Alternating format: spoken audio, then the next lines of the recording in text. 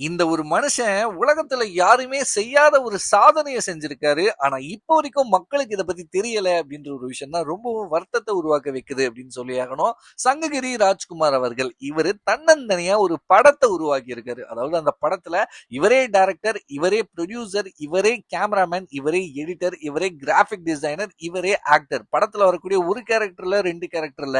படத்துல வரக்கூடிய எல்லா கேரக்டரும் இவரே நடிச்சிருக்காரு. படத்தை சும்மா அந்த கேமரா ஆன் பண்ணி போய் நடிக்கிறதெல்லாம் கிடையாது.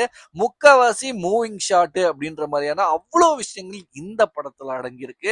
ஆனா மக்களுக்கு இப்படி ஒரு படம் வந்துச்சா அப்படின்றது தெரியல அப்படின்னு நினைக்கும் போதுதான் எனக்கு பர்சனலா ரொம்பவும் கஷ்டமா இருக்கு. சங்ககிரி ராஜ்குமார் அவர்களை இன்டர்வியூ எடுக்க கிளவுட் 7 சினிமா சார்பாக அவரோட வீட்டுக்கு போயாச்சு. கொஞ்ச நேரத்துல இன்டர்வியூவும் ஸ்டார்ட் ஆச்சு. இன்டர்வியூ போயிட்டு இருக்கும்போது மனுஷன் ஒரு வார்த்தையை சொல்லியிருந்தாப்ல, இந்த படத்தை எடுத்து முடிக்க கிட்டத்தட்ட 6 வருஷம் ஆகியிருக்கு. ஆனா இந்த படத்தை ரிலீஸ் செய்யறதுக்கு மட்டும் 1.5 வருஷம் ஆகியிருக்கு. அதாவது படத்தை எடுத்து முடிச்சு சென்சார் சர்டிபிகேட்லாம் 1.5 வருஷத்துக்கு அப்புறமா தான் இந்த படமே ரிலீஸ் ஆகியிருக்கு. யாருமே இந்த படத்தை வாங்க முன் வரல. இப்போ வரைக்கும் ஓடிடி எந்த ஒரு பிளாட்ஃபார்மும் இந்த படத்தை வாங்கல. நிறைய ஸ்கிரீன்ஸ்ல இப்போ கூட இந்த படம் ஓடல அப்படின்றது தான் ரொம்ப ஒரு கஷ்டமான ஒரு விஷயம் அப்படின்னு தான் சொல்லியாகணும். இதே மலையாள சினிமாவா இருந்தா எல்லாரும் தூக்கி வச்சு கொண்டாடி இருப்பாங்க.